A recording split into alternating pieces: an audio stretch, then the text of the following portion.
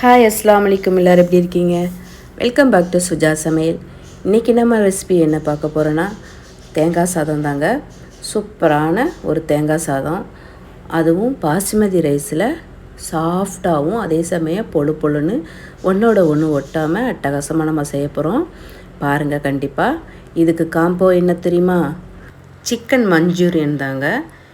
இந்த தேங்காய் சாதத்துக்கும் இந்த சிக்கன் மஞ்சூரியனுக்கும் செம்ம காம்போங்க.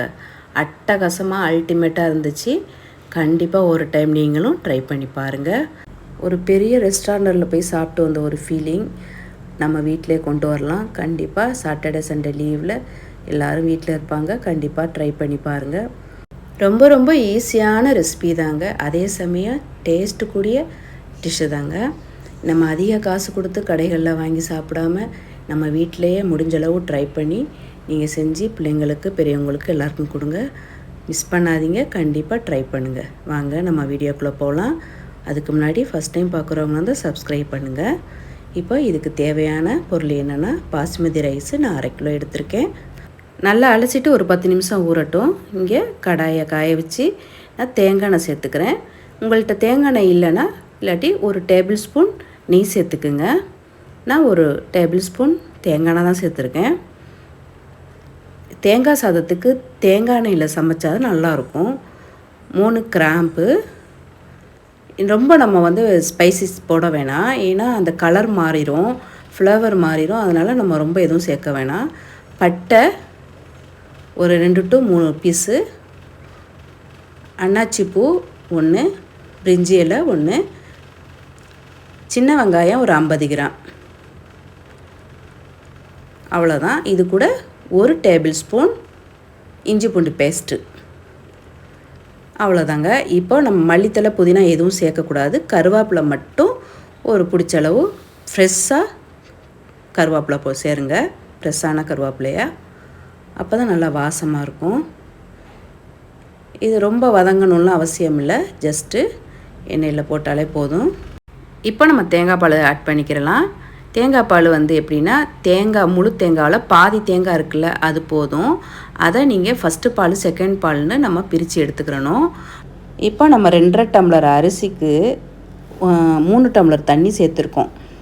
அதாவது 1 டம்ளர் அரிசிக்கு 1.5 டம்ளர் தண்ணி கணக்கு வச்சுக்கோங்க. ஏன்னா பாசுமதி குழஞ்சி போயிடும். நம்ம வீட்டு அரிசியாக இருந்தால் 2 டம்ளர் கூட நம்ம சேர்த்துக்கலாம். இது பாசுமதிங்கிறப்ப குழஞ்சி போயிடும். ஸோ அதனால் 1.5 போதும். இப்போ கொஞ்சமாக உப்பு சேர்த்துட்டு இது கொதித்து வரட்டும். கொதித்து வந்ததுக்கு பிறகு நம்ம அரிசியை ஆட் பண்ணிக்கிறலாம். அரிசி ரொம்ப நேரம் ஊற வைக்கணும்னு அவசியம் இல்லை. ஜஸ்ட்டு 5 to 10 நிமிஷம் ஊறினாலே போதும். அப்புறம் தண்ணியை நல்லா வடிகட்டிட்டு நீங்கள் சேர்த்துக்க வேண்டியதான்.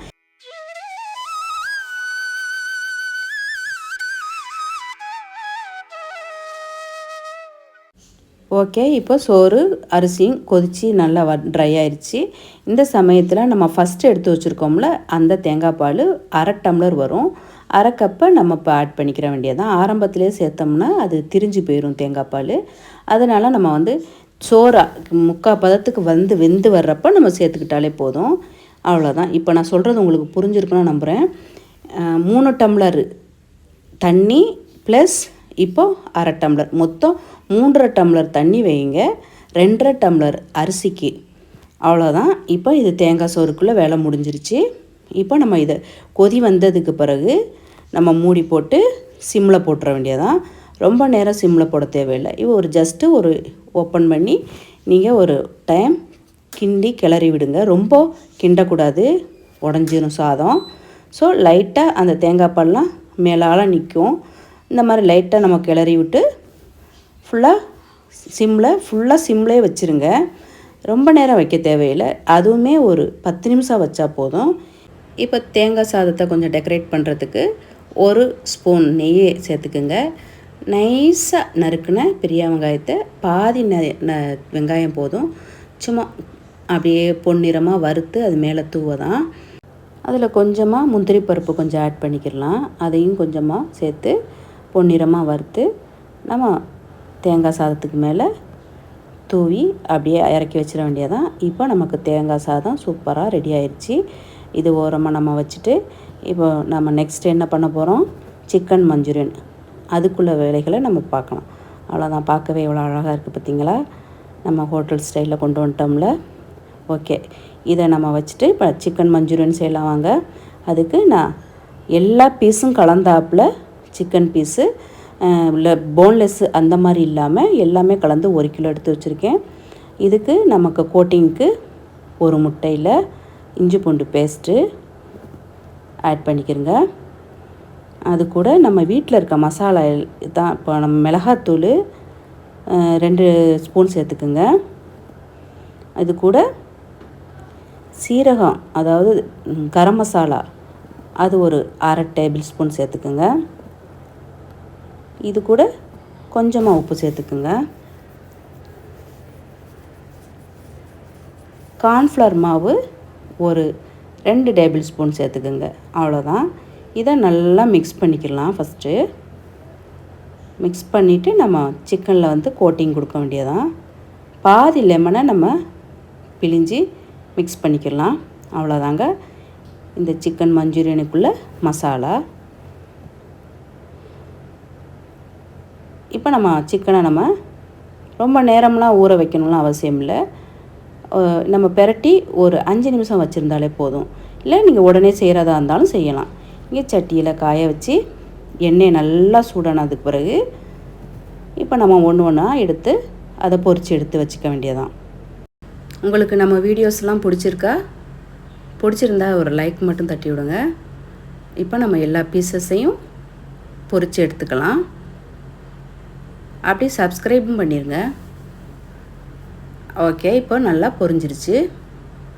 ஓகே, இந்த ஸ்டேஜில் நம்ம இதை எடுத்துகிட்டு இன்னொரு பேஜ் இருக்குது, அதையும் நம்ம பொரித்து வறுத்து எடுத்துக்கலாம். உங்கள் ஃப்ரெண்ட்ஸ் ரிலேட்டிவ்ஸ்க்கு அப்படியே லைட்டாக ஷேர் பண்ணி விடுங்க. ஓகே, நம்ம மீதி இருக்கிற சிக்கனையும் வறுத்து எடுத்துக்கலாம். வறுத்து எடுத்ததுக்கு பிறகு இன்னொரு சட்டி வைங்க. அதில் 1 டேபிள் ஸ்பூன் ஆயில் சேர்த்துக்குங்க. ஒரு பிஞ்சு அளவு இஞ்சியும் 1 பூண்டையும் இந்த மாதிரி குட்டி குட்டியாக நம்ம நறுக்கி இந்த எண்ணெயில் சேர்த்துக்குங்க. இது கூட நம்ம 2 பெரிய வெங்காயத்தை இந்த மாதிரி பெருசு பெருசாக நம்ம நறுக்கி இதில் சேர்த்துக்கணும். ரொம்ப நம்ம வதங்கி கலர் மாறக்கூடாது. சும்மா லைட்டாக வதங்கினாலே போதும். அதே சமயம் குடமிளகா, நான் 1 குடமிளகாவை சேர்த்துருக்கேன். அதையுமே இந்த மாதிரி பெருசு பெருசாக நறுக்கி சேர்த்துக்குங்க. கொஞ்சமாக சால்ட்டு சேர்த்துக்குங்க. நம்ம ஆல்ரெடி சால்ட்டு சேர்த்துருக்கோம் சிக்கனில், அதனால் நம்ம கொஞ்சமாக சேர்த்தா போதும். இப்போ கொஞ்சமாக 1 ஸ்பூன் சீனி சேர்த்துக்குங்க. 1 ஸ்பூன் சில்லி சாஸு. உங்கள்கிட்ட சில்லி சாஸ் இல்லைன்னா பச்சை மிளகாவை மிக்சியில் அடித்து அந்த சாரோட நம்ம சேர்த்துக்கலாம். Soya sauce 2 spoon. இது கூட தக்காளி டொமேட்டோ சாஸு அது ஒரு 2 டேபிள் ஸ்பூன் நம்ம சேர்த்துக்கலாம். கொஞ்சம் ஜாஸ்தியாக சேர்த்துக்குங்க. இந்த 3 சாஸும் சேர்த்தா தான் நமக்கு இந்த சிக்கன் மஞ்சூரியன் நமக்கு கிடைக்கும். ஸோ அதனால் ஒரு சாஸை கூட நீங்கள் மிஸ் பண்ணாதீங்க. இந்த டைமில் நம்ம வறுத்து எடுத்து வச்சுருக்க சிக்கனை சேர்த்துக்கலாம். கடைகளில் போன்லெஸ்ஸு கறி தான் தருவாங்க சிக்கனு. நம்ம அப்படி தேவையில்லை. எல்லா பீசஸும் லெக் பீஸ் எல்லாமே கலந்து இந்த மாதிரி வாங்கி செய்யுங்க. நமக்கு கொஞ்சம் கிரேவி மாதிரி வேணும்னா 1 ஸ்பூன் கார்ன்ஃப்ளவர் மாவில் கொஞ்சமாக தண்ணி கலக்கி அதை நேரடியாக சேர்த்தா நல்லா இருக்காது, திப்பி திப்பியாக இருக்கும். ஸோ இந்த மாதிரி தண்ணியில் கலந்து நம்ம மிக்ஸ் பண்ணி ஊற்றி கிளறி விடுங்க. கிளறி விட்டு லோ ஃப்ளேம்லேயே வைங்க. ஒரு 5 நிமிஷம் வச்சு மூடி போட்டு மூடி வைங்க. மூடி வச்சுட்டு ஒரு 5 நிமிஷம் கழித்து ஓப்பன் பண்ணி பாருங்கள். சூப்பரான சிக்கன் மஞ்சூரியன் ரெடி. அவ்வளோதாங்க. இப்போ நம்ம தேங்காய் சாதத்தையும் சிக்கன் மஞ்சூரியனையும் சர்வ் பண்ணி சாப்பிட வேண்டியதான். ஓகே ஃப்ரெண்ட்ஸ், இந்த வீடியோ உங்களுக்கு பிடிச்சிருந்தா லைக் பண்ணுங்கள், ஷேர் பண்ணுங்கள், சப்ஸ்கிரைப் பண்ணுங்கள். தேங்க்யூ ஃபார் வாட்சிங். பாய். அஸ்ஸலாமு அலைக்கும்.